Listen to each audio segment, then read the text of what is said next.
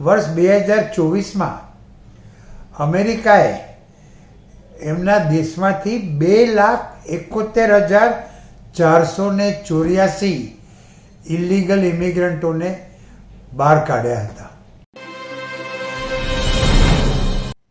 ખબર છે ને દર્શક મિત્રો, ડૉક્ટર સુધીર શાહ એડવોકેટ અને નોટરીના નમસ્તે. દર્શક મિત્રો, આજે 30મી ડિસેમ્બર 2024 છે. આવતીકાલે એટલે કે 31મી ડિસેમ્બર 2024 પછી નવું વર્ષ શરૂ થશે અને નવું વર્ષ ઇમિગ્રન્ટો માટે, અમેરિકા જવાની ઈચ્છા ધરાવનારાઓ માટે શું શું લઈને આવે છે એ તો આપણે બધા બહુ આતુરતાથી વાટ જોઈએ છીએ. અને ડોનાલ્ડ ટ્રમ્પ 20મી જાન્યુઆરી 2025ના જ્યારે અમેરિકાનું પ્રમુખ પદ બીજી વાર લેશે ત્યારે તેઓ શું શું નવા ચેન્જીસ લાવશે, ઇમિગ્રન્ટોને અટકાવવા માટે શું શું કરશે, ઇલીગલ ઇમિગ્રન્ટોને અમેરિકામાંથી બહાર મોકલી દેવા માટે શું શું કરશે એ આપણે જોવાનું છે.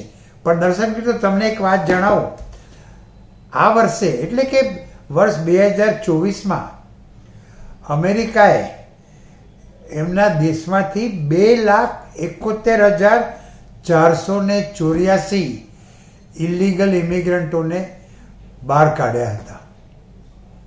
2,71,484 લોકોને અમેરિકાએ ખદેડી મૂક્યા હતા.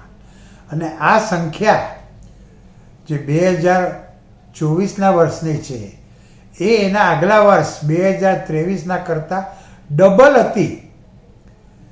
2023માં 1,42,580 લોકોને અમેરિકાએ દેશ નિકાલ કર્યા હતા, કારણ કે તે લોકો ઇલીગલ હતા. અને 2024માં 2,71,485 લોકોને અમેરિકાએ એમના દેશની બહાર કાઢી મૂક્યા છે. અને ડોનાલ્ડ ટ્રમ્પે જેઓ 20મી જાન્યુઆરી 2025થી અમેરિકાનું પ્રમુખ પદ બીજી વાર સંભાળવાના છે, એમણે તો એવી જાહેરાત કરી છે કે અમેરિકામાં જેટલા પણ ઇલીગલ ઇમિગ્રન્ટો હશે, એમ કહેવાય છે કે આજે અમેરિકામાં 50 લાખથી વધુ ઇલીગલ લોકો છે, ઇમિગ્રન્ટો છે, જેમાં 10 લાખ તો આપણા ભારતીયો છે. ડોનાલ્ડ ટ્રમ્પે એવું કીધું છે કે એ બધાને બહાર કાઢી મૂકશે, કંઈક એવું કરશે જે દુનિયાએ કોઈ દિવસ વિચાર્યું નહીં હોય. હવે શું કરશે એ કોણ જાણે. પણ તમને એક બીજી વાત પણ કહું, હાલમાં જ અમેરિકાના હાલના જે પ્રેસિડન્ટ જો બાઇડન છે, એમણે અમેરિકાના H-1B વિઝામાં એક નવો રૂલ દાખલ કરીને H-1B વિઝા ધારકો માટે ખૂબ સવલત કરેલી છે. એટલે આમ બે વિરોધાભાસી છે. એક વાત નક્કી છે કે અમેરિકાને પરદેશી ભણેલા ગણેલા લોકો તેમજ પરદેશી હલકું કામ કરનારા મજૂરોની ખૂબ જ જરૂર છે. ભણેલા ગણેલા લોકો, જે લોકો અમેરિકામાં H-1B વિઝા ઉપર પ્રવેશીને ત્યાં 6 વર્ષ કામ કરી શકે છે, એના વાર્ષિક કોટાની સંખ્યા 85,000ની છે. અને આ 85,000 માટે 5થી 6 લાખ પિટિશનો દાખલ થાય છે. એટલે તમે જ વિચાર કરો કે અમેરિકાને ભણેલા ગણેલા લોકોની કેટલી બધી જરૂર છે. અમેરિકાના ખેતરોમાં જે કામ કરે છે ને એ મજૂરો, એમાંના પોણા ભાગના તો ઇમિગ્રન્ટો છે.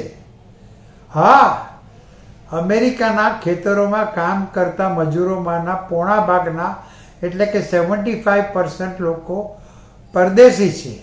એમાંના 50% કાનૂની છે, 25% ગેરકાનૂની છે. હવે આ બધાને જો ડોનાલ્ડ ટ્રમ્પ બહાર કાઢી મૂકશે તો પછી અમેરિકાનું બધું ચાલશે કેમ? ખેતરોમાં ખેતી કોણ કરશે? કોમ્પ્યુટર પ્રોફેશનલો તો નહીં આવવા દે તો પછી એ કોમ્પ્યુટરની ઇન્ડસ્ટ્રી જે અત્યારના ધમધોકાર ચાલી રહી છે, સિલિકોન વેલી તો એકદમ ખદબદે છે કોમ્પ્યુટર પ્રોફેશનલોથી, તો એ કોણ ચલાવશે? અરે અમેરિકાની હોસ્પિટલોમાં જે ઉચ્ચ પદે ડૉક્ટરો છે, સર્જનો છે, ત્યાં નર્સો જે છે એ બધી ભારતીય છે અને પરદેશી ઇમિગ્રન્ટો છે. પ્રોફેસરો પણ ઇમિગ્રન્ટો છે, સ્કૂલના ટીચરો પણ ઇમિગ્રન્ટો છે. એક સમયે અમેરિકાની જે બધી મોટેલો હતી ને એ આખો બિઝનેસ ત્યાં વસતા જ્યુ લોકોના હાથમાં હતો અને આજે એમાંનો 90% બિઝનેસ આપણા પટેલોએ હસ્તગત કરી લીધેલો છે. હવે આ બધાને જો ડોનાલ્ડ ટ્રમ્પ અટકાવી દેશે કે બહાર કાઢી મૂકશે તો પછી અમેરિકા દેશ એની પ્રગતિ કેવી રીતે કરશે, એનો વેપાર ઉદ્યોગ કેવી રીતે ચાલશે, એના ખેતરોમાં ખેતી કેવી રીતે થશે. એટલા બધા વિચારો છે અને આ સમસ્યા વર્ષોથી ચાલી આવેલી છે અને દરેક પ્રેસિડેન્ટે એનો ઉકેલ લાવવાનો કંઈક ને કંઈક ઉપાય શોધ્યો છે પણ હજુ સુધી સંપૂર્ણપણે ઉકેલ લાવી નથી શક્યા. અમેરિકાને ઇમિગ્રન્ટોની જરૂર છે, ઇલીગલ ઇમિગ્રન્ટોની પણ જરૂર છે. એટલા માટે તો એ લોકો દર 10-15 વર્ષે એમનેસ્ટી એટલે કે માફી જાહેર કરે છે અને અમેરિકામાં રહેતા ઇલીગલ ઇમિગ્રન્ટોને માફી બક્ષે છે. હવે ડોનાલ્ડ ટ્રમ્પ એમ કહે છે કે આ ઇમિગ્રન્ટો એ અમેરિકાને એક કચરાનો ડબ્બો બનાવી નાખ્યો છે. ડોનાલ્ડ ટ્રમ્પને એવું માનવું છે કે ઇમિગ્રન્ટો એ બધા ગુનેગારો છે, આતંકવાદીઓ છે. એટલે હવે ખબર નથી પડતી કે ડોનાલ્ડ ટ્રમ્પ શું કરવાના છે.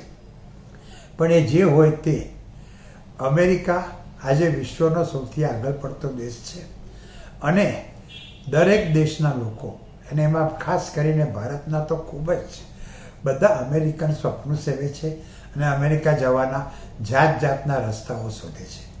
અમેરિકા જો તમારે કાયદેસર જવું હોય તો એને માટે જુદા જુદા પ્રકારના વિઝા છે.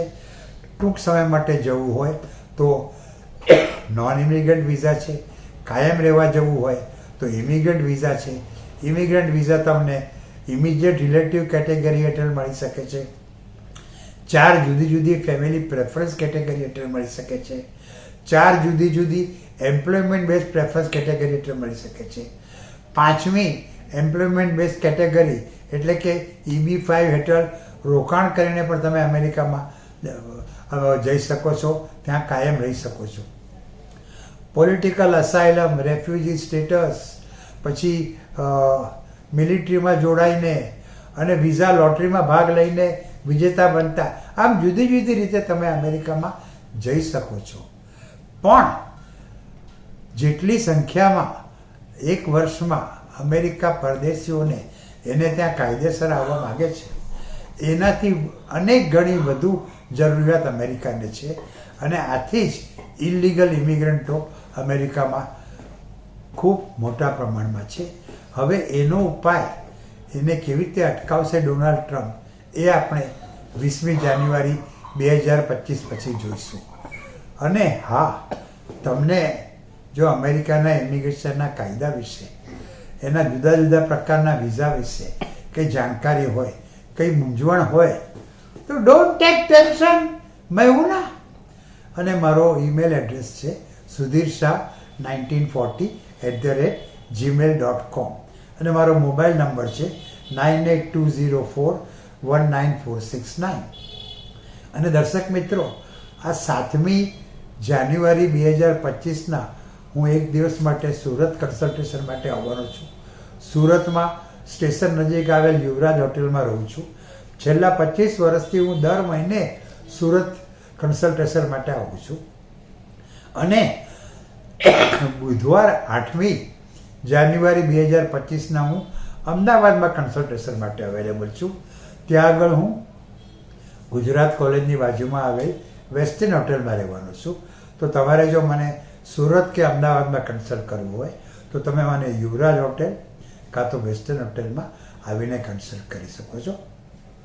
પણ ઇમિગ્રન્ટની બાબતમાં, ઇમિગ્રેશનની બાબતમાં, અમેરિકાના વિઝાની બાબતમાં ડોન્ટ ટેક ટેન્શન. અને હા દર્શક મિત્રો, તમને એક બીજી પણ ખેદની વાત કેવી છે. આજથી 4 દિવસ પહેલાં જ જેઓ 2 વખત આપણા પ્રાઇમ મિનિસ્ટર રહી ચૂક્યા, જેઓ એક વખત આપણા ફાઇનાન્સ મિનિસ્ટર હતા અને ખૂબ જ હોશિયાર હતા, એવા મનમોહન સિંહનું મૃત્યુ થયું છે. એમને માટે જો કંઈ જાણવું હોય ને તો આ સંજય બરુએ લખેલ પુસ્તક ધી એક્સિડેન્ટલ પ્રાઇમ મિનિસ્ટર જરૂરથી વાંચજો. અને એમાં જે એક વાક્ય લખેલું છે ને એ મને બહુ પસંદ પડ્યું. અંગ્રેજીમાં છે, હું તમને વાંચી સંભળાવું છું. આઈ વન્સ સેડ ટુ હિમ, એટલે કે આ સંજય બારુએ મનમોહન સિંહને કહ્યું, that his life story was comparable to Barack Obama's and his professional achievements were greater than Obama's.